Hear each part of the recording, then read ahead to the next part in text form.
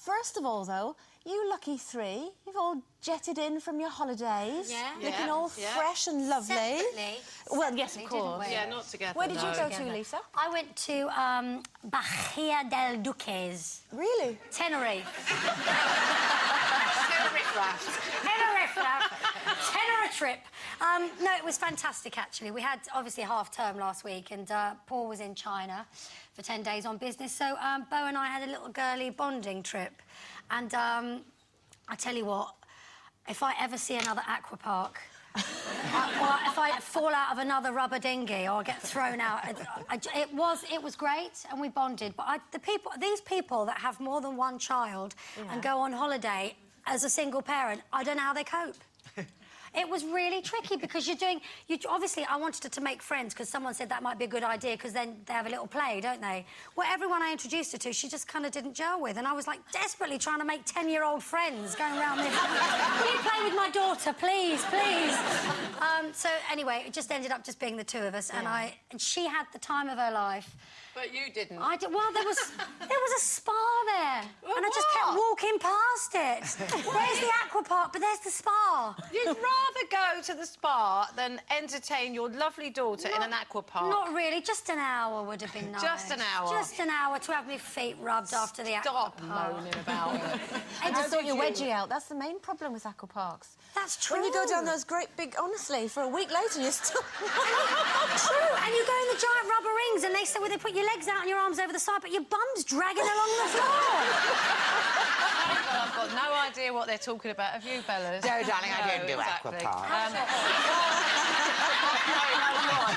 Too many kids. I'd pay money to see that. No, I just flew in from Cyprus. I went to Cyprus for 4 days, where I went to the most absolutely perfect wedding.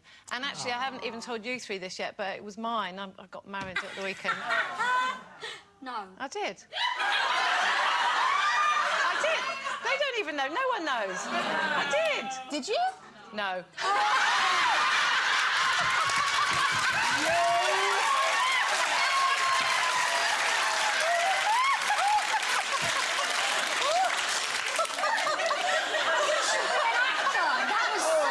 Wow, blimey.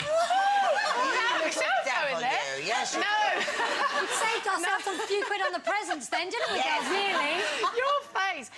No, it was my friend's wedding, Natasha and Alan, and it really was the most perfect wedding, so congratulations to those two. Well, I was celebrating my wedding anniversary in Venice, and it was all very romantic and lovely. And yes, I know, but listen to this. So I woke up on the wedding anniversary day, full of the joys, because it was my birthday, and Mr. Spain went, "Here you are, darling," gave me the most beautiful card, one for my birthday, one for my wedding anniversary.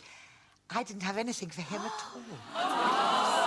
Did you tell him, or did you lie? No, I didn't. I was useless, but I said to him, "Come on, we're going to have a wonderful day." Look, I said I was so busy planning this 3 days, I didn't have time for the card, and we're going to do this and we're going to do that. And I said, we're going to go to St Mark's Square and have a coffee and an ice cream. I know it'll cost quite a lot of money because it's quite expensive. Anyway, 2 coffees this big, cold, and 2 ice creams, 50 quid.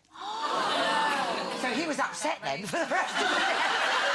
So it didn't go terribly well, really. And then we flew back and went to the BAFTAs, which was quite exciting, because I gave away a BAFTA, which was pretty nice, except I felt a bit... And nobody took my photograph in my dress because I'm so old. But never mind, that's... You weren't bearing enough flesh, Beth. I wasn't bearing enough. I was trying to be subtle. I thought less is more. It was so less, it was nothing at all. Well, actually, speaking of so less...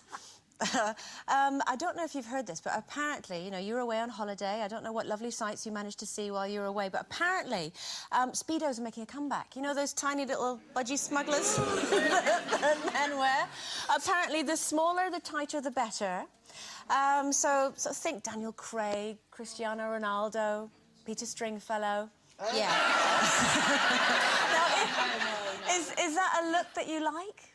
I quite like it on some men, but the problem is, because when they were invented, and you mean like the really sort of skimpy little pants, not budgie smugglers. Yeah, not the very, very tight sort of shorty shorts, not even those, but the ones like Mel in Benidorm, those ones.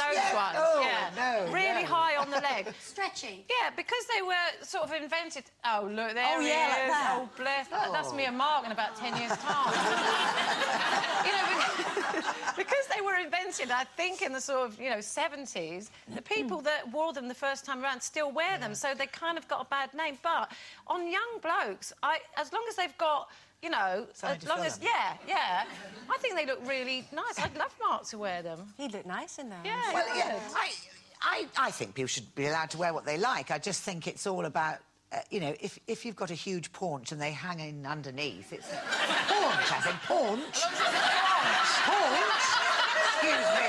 If you can't actually see them. Yes, exactly. Then I think perhaps you should not be, really, Well, to be what honest. Steve used to do when I first met him was he used to wear them and then put big pair of shorts over the top. So when he was walking into the sea and stuff, he had the, the big surfy kind of shorts. But he didn't want to have, like, a massive tan bit, or not tanned bit. Yeah. So he would kind of whip them off to lie down. But now he's a bit shy, so he just wears swimming trunks the whole time. Almost like, those stripy ones that they used to wear in the 1920s. So he's sort of underdressed. So he's got, underwear for every occasion underneath one massive pair of baggy shorts. Yeah, it's like one of those Russian dolls. Just keep going, there's just loads of pants. Fantastic. Yeah. Well, Paul's been away for 10 days, and the thought of him in a pair of underpants is driving me to distraction. Come home! Oh. OK, time for us to